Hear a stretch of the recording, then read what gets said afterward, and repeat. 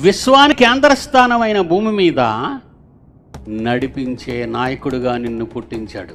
ఇది నువ్వు నీ తల్లి గర్భం నుండి రావడానికి గల కారణం. ఇవన్నీ ఎవరు చెప్పారు మనకి చిన్నప్పటి నుంచి? ఎవరి పత్రిక 2వ అధ్యాయం 6వ వచనం. అయితే ఒకడు ఒక చోట ఇలాగున దృఢముగా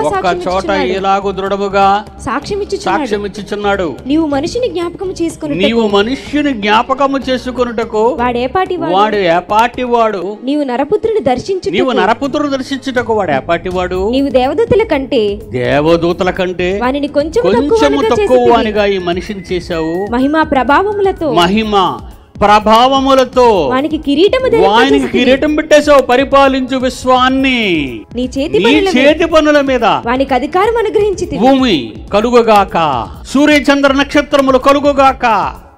అబ్బో, విశ్వం అంతటిని మాట చేత కలిగించిన మహాదేవుడైన మనకన్న తండ్రి కంటికి కనిపించని గ్రహంలో దానికి విశ్వం మీద పెత్తనాన్ని, రూల్స్ అండ్ రెగ్యులేషన్ క్యాపిటల్గా భూమిని పెట్టి ఆ క్యాపిటల్ సిటీలో నిన్ను రారాజుగా చేశాడే.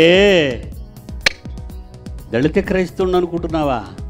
అంటరాని వాడిని అనుకుంటున్నావా? ఏ పార్టీ వాడిని అనుకుంటున్నావా? మట్టి వంటి వాడనో ఇంకేదేనో వంటి వాడు అనుకుంటున్నావా? ఇంత అధికారాన్ని దేవుడు నీకు ఇచ్చాడే. ఎప్పుడైనా ఇంత అధికారం నీ మీద ఉందని ఆలోచించావా బిడ్డ? మొదటి